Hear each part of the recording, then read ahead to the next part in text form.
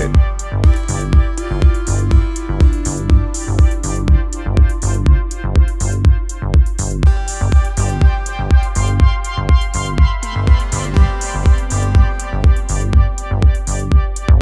Lokal patriotizam.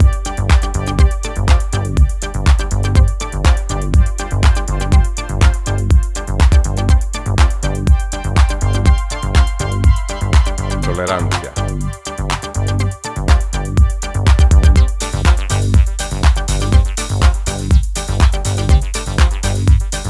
Antikorupcija.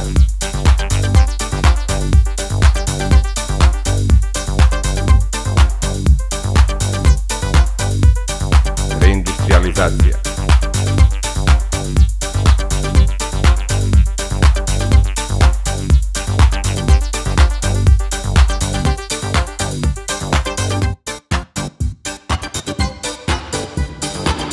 Moj predstavnik u Europskom parlamentu, Amir Muzur, čista petica na listi broj 12.